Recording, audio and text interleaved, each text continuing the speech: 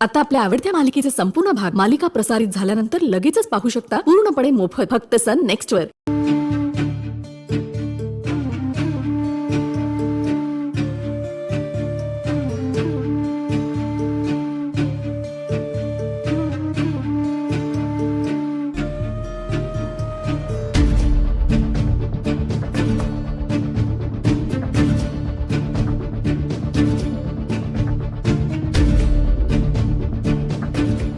अनु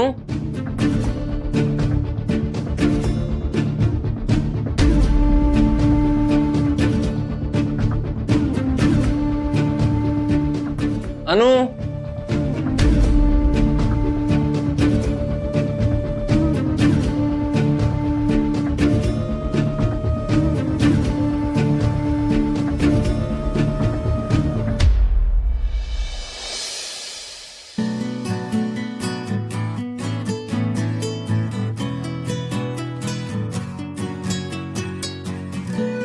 काय ग आज सकाळ लवकर झाली तुझी।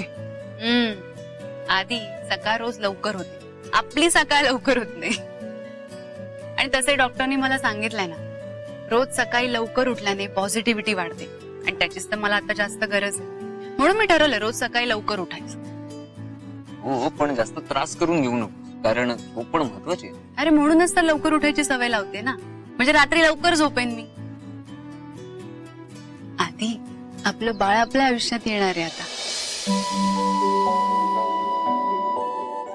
आधी बघ, एकदा का आपलं बाळ आलं ना की तुझं सगळं लाईफ चेंज होणार आहे। पण त्यानंतर नो मोर लप्पाछप्पी, सरळ जायचं आणि आई बाबांना भेटायचं। तुला तुझी माणसं मिळतील आणि मला माझी सासूरवाडी। आधी आपलं बाळ झाल्यावर त्याचे लाड करण्यासाठी त्याची सगळी माणसं असतील ना, म्हणजे तुझे आई बाबा, माझी मम्मा, तू, मी, सुंदरी। सुंदरी, ऐक ना आधी, आपण सुंदरीला बघायला जाऊया का? अगं मी काल बघून आलोय ना तिला हॉस्पिटलमध्ये, सांगितलं मी तुला।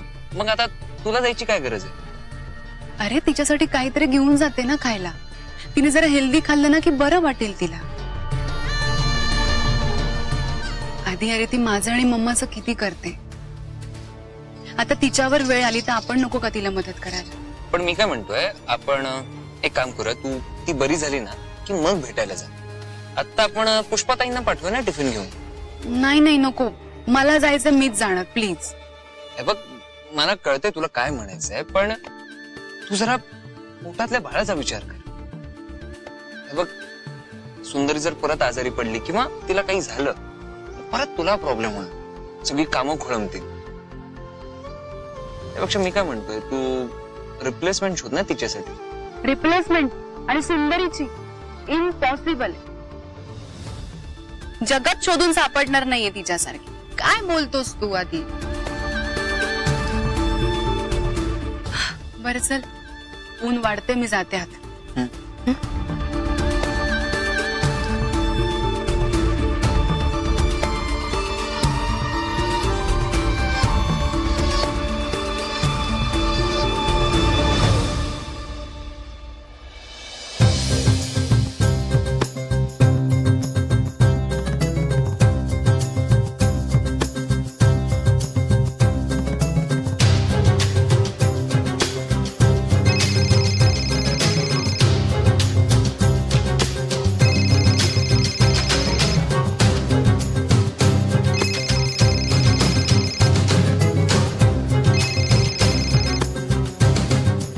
हॅलो हॅलो भाऊजी, तुम्ही झोपला नाहीत ना?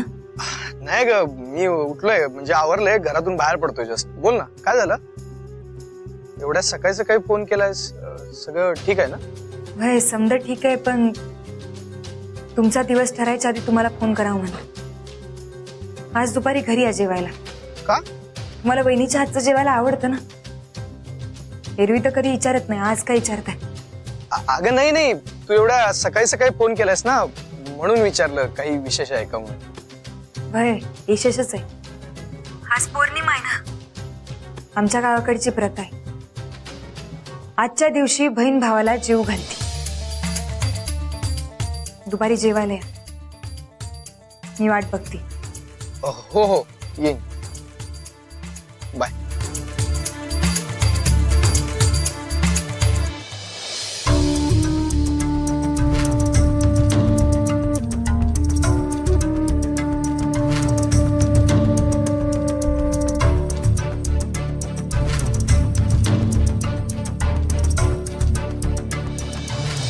आधी आपलं बाळ झाल्यावर त्याचे लाड करण्यासाठी त्याची सगळी माणसं असतील ना.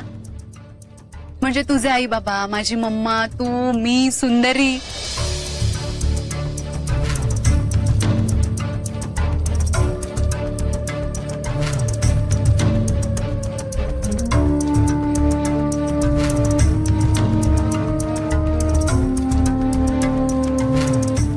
May I come in, sir? Please come in. एक मस्त न्यूज आहे सर तुमच्यासाठी. सांग बाबा सांग, काहीतरी चांगलं सांग मला. तो जो फ्लॅट हवा होता ना आपल्याला दुबईचा, त्याचं काम झालं बरं का. त्याला 5,000 दिनार ट्रान्सफर केले सर. ठीक आहे, मग त्याला ते डिपॉझिट परत पाठवलं सर. दुबईचा प्लॅन कॅन्सल झाला आपला. का? म्हणजे मी परत जाणार नाही दुबईला? अजिबात नाही. संपले तुझे सगळे ट्रिप संपले. ट्रॅव्हल एजन्सी बंद केली मी. का पण काय झालं सर? तुला जेवढं सांगितलं तेवढं कर ना. आता तू मला प्रश्न विचारा ना, काय झालं, कसं झालं, का झालं. तसं नाही सर, तुम्ही माझा फोनही रिसीव्ह करत नव्हता. मी 2-3 वेळा ट्राय केला सर, आणि मग मी माझ्याच खात्यावरून पैसे ट्रान्सफर केले सर. केलेस ना ट्रान्सफर, मग परत पण मिळतील. पण जा आता, तू माझं डोकं नको प्लीज जा.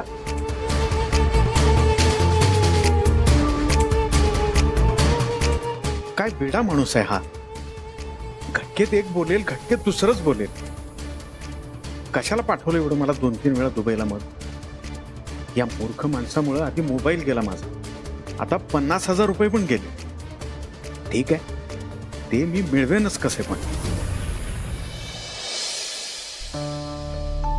पुष्पाताई, हे डिंकाचे लाडू आहेत, हे चिप्स आहेत, आणि या दोन्ही डब्यांमध्ये ड्रायफ्रुट्स आहेत.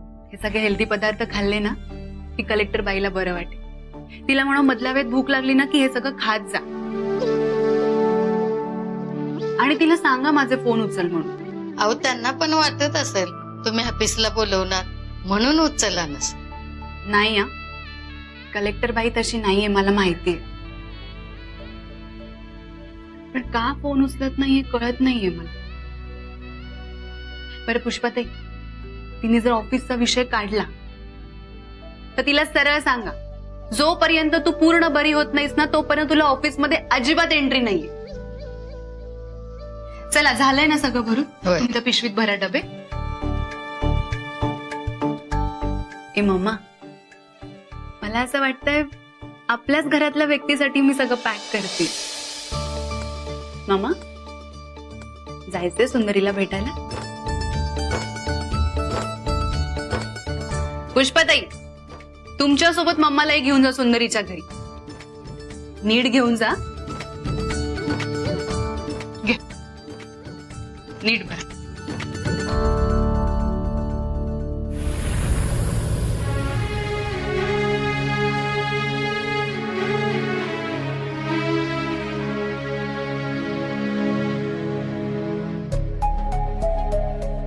भाऊजी आला?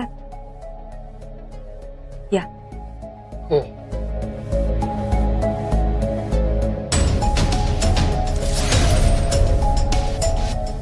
भूक लागली असेल ना तुम्हाला? बहिणीकडे आलात म्हणल्यावरती लागलीच असणार. बसा. हा.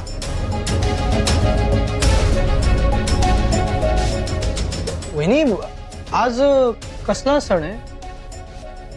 पौर्णिमा? मला तर काहीच माहिती नाहीये. आमच्या गावाकडची प्रथा आहे ती. आजच्या दिवशी बहीण भावाला खाऊ घालते.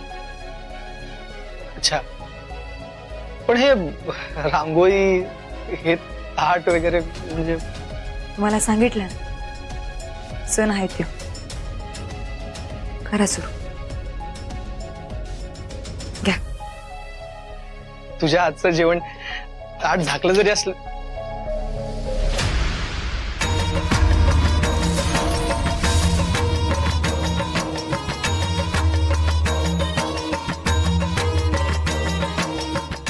वहिनी, हे हे- हे काय सगळं? अगं बाया, महत्वाचं विसरले की.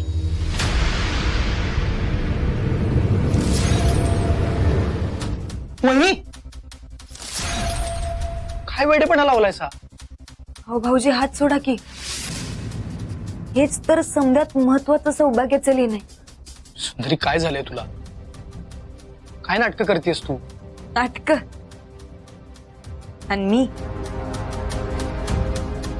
तुमचा मित्र आणि तुम्ही गेले कित्येक दिवस जी नाटक करताय ना, त्याच्यासमोर माझं नाटक तर लईच फेक आहे हो भाऊजी.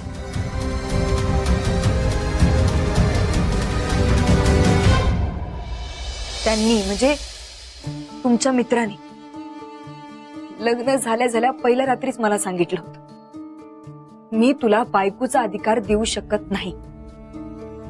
त्यांनी माझा विश्वासघात केला, मला फसवलं. पण त्या समजात एक गोष्ट मात्र खरी होती, त्यांनी मला कधी आशेला लावलं नाही. मीच कुळ्यागत आस लावून बसले होते, तो भाग गेला. पण त्यांनी कधीच आमच्यात कुठलंच नातं निर्माण होऊ दिलं नाही. पण तुम्ही तर बहीण मानलं होतं ना मला. सांगा ना, हे जे तुमच्या समोरच्या ताटात वाढलंय का नाही, ही समधी तुमची कृपा आहे भाऊजी. काय बोलतेस तू? तुम्हाला काहीच कळत नाही असं का वागताय तुम्ही? का लपवताय समध? बहीण मानताना मला, बहिणीची फसवणूक होताना, तिचा विश्वासघात होताना तुम्ही उघड्या डोळ्यानं कसं काय बघू शकता? नाही नाही ग वहिनी, नाही. मजा घेत होता माझी. खरंच नाही वहिनी. हे सांगा ना, मजा घेत होता माझी? नाही. आणि मी खुळी, त्या बांगड्या, ते पैंजण, ही जोडवी, ते हळदी कुंकू, हे मंगळसूत्र, हे समद घालून मी अभिमानानं वावरत होते. पण खरं सांगू का, मला ना तर माझंच हसू यायला लागले बघा. स्वतःची लाज वाटायला लागली. वहिनी, तू काय बोलतेस? तुझा काहीतरी गैरसमज होतोय. काय झालंय? तुला काही कळलंय का? भाऊजी, तुम्हाला सगळं कळतंय का म्हणून नाटक करताय तुम्ही?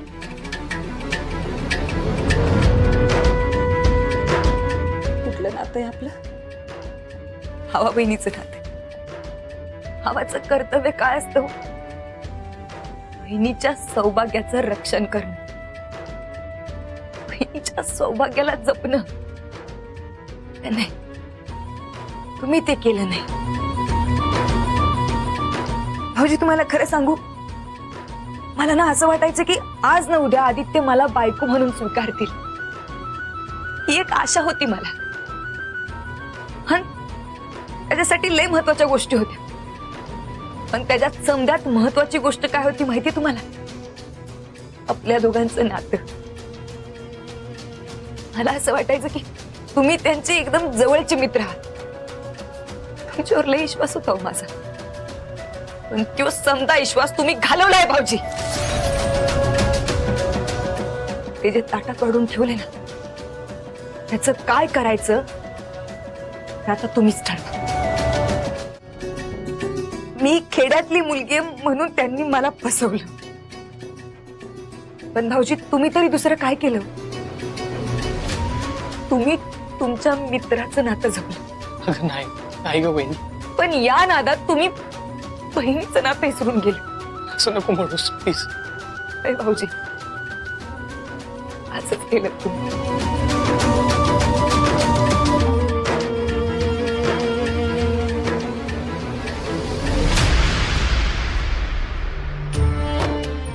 पण आता पाच भाऊजी, बहीण भावाच्या नात्याचं वज झालं असेल, पण आता ते तुम्ही बाळगू नका. मी ते वज बी कमी करते. मी इथनं पुढे असं समजेन की मी आज माझा फक्त नवरा नाही गमावला, तर माझा एकमेव भाऊ बी गमावला असं मी समजेन. नाही नाही नाही नाही नाही नाही नाही वहिनी, नाही प्लीज असं करू नको सुंदरी, प्लीज. हे बघ, तू मला ओरड, शिव्या घाल, हवं तर झाडू घे, काठी घे आणि मार मला, पण नातं नको तोडूस. मला मान्य आहे माझं चुकलंय, पण तुला खरंच सांगतो, तुला अगदी मनापासून माझी बहीण मानलंय का? असा नाईलाज होता. तुला किती त्रास सहन करावा लागणार आहे, किती दुःख सोसावं लागणार आहे हे मला माहित होत. तुझ्यासारखीच मला कुठेतरी आशा होती की तो कधीतरी तुझ्याकडे परत येईल, तुला स्वीकारेल.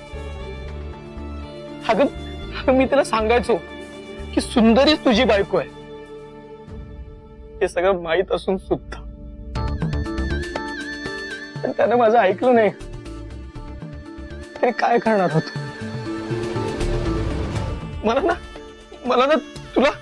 ना तुला सांगायचं धाडसच होत नव्हतं. आणि मी आज जो कोणी आहे ना, फक्त आदित्यमुळे.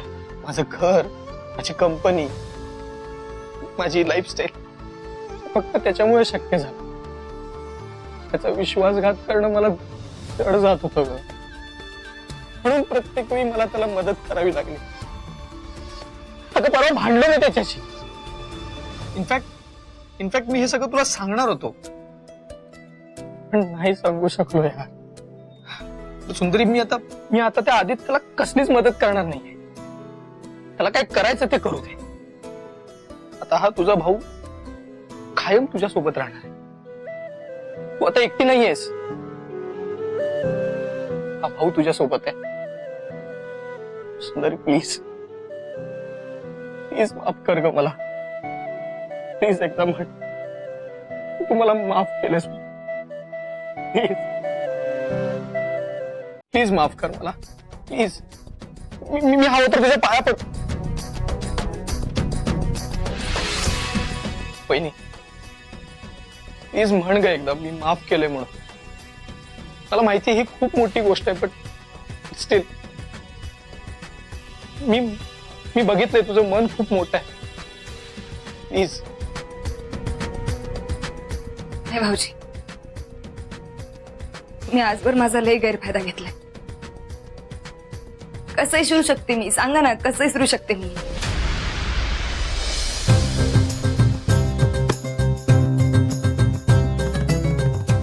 आणि मी काय म्हणतो, आपण एक काम करूया.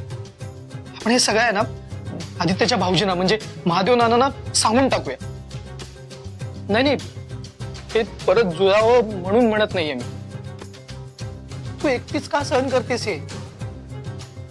त्याला पण शिक्षा व्हायला हवी ना. त्याच्याने काय होणार सांगा ना. माझी जी वाट लागायची होती ती तर लागलीच ना. महादेव मामांना सांगितल्यावर ही समजा सुरळीत होईल, ही समजा व्यवस्थित होईल, ही समजा सुधरलं असं वाटतंय तुम्हाला? नाही भाऊजी, उलट माझ्यावर जसं दुःखाचं आबळ कोसळलंय की नाही, तसं ते त्यांच्यावर बी कोसळत. आणि तुम्हाला नव्यानं सांगायला नव्हे, हे लगीन त्यांनी लावून दिले. हे जर त्यांना कळलं तर ते स्वतःला अपराधी मानतील. मला ते अजिबात नको. पण हे तू सगळं एकटं कसं काय सोचणार आहेस? मी खंबीर आहे त्याच्यासाठी. आजवर मी फक्त त्यांचाच विचार करत आहे. त्यांना काय आवडतं, त्यांना काय वाटतं, त्यांना काय सांगायचं एवढंच ऐकत आहे. पण आता बस, इथनं पुढं मी फक्त माझाच विचार करणार. मला काय वाटतं एवढंच बघणार. उलट चांगलंय की इथनं पुढं मला माझा विचार करताय. सुंदरीला काय वाटतंय, सुंदरीला काय आवडतंय, सुंदरीला काय करायचंय, फक्त याचाच विचार करणार आहे, दुसऱ्या कोणाचा नाही. आता फक्त माझ्या स्वप्नांच्या आणि माझ्या ध्येयाच्या मागे पळणार आहे. कबूल आहे सगळं. पण वहिनी, तुझ्या या स्वप्नात मला थोडा तरी हातभार लावू दे प्लीज. नाही भाऊजी, अजिबात नाही. आजवर लय जणांनी फसवलंय मला. त्या शकूनी फसवलं, त्या शनायानी फसवलं, त्या मध्यानी फसवलं, त्या कण्यानी फसवलं. माझ्या नवऱ्याने बी माझा विश्वासघात केला. आणि आज तुम्ही बी माझा विश्वासघात केलाय भाऊजी. आणि ह्यातनं लय मोठा धडा शिकली, आयुष्यभरासाठी लक्षात ठेवणार आहे. त्यामुळे तुमची मदत घेणं म्हणजे लय महागात पडेल मला.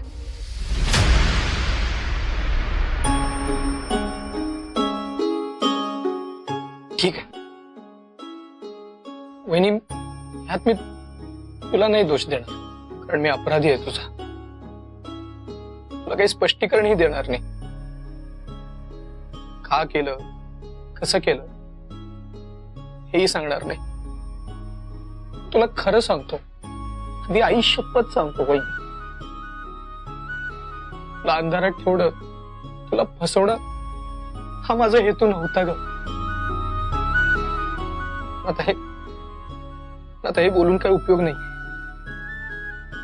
माझ्या वागण्यातून, माझ्या कृतीतून मला तुझा माझ्यावरचा विश्वास परत मिळवायचा आहे. आणि एक ना एक दिवस मी तो नक्की परत मिळवेन.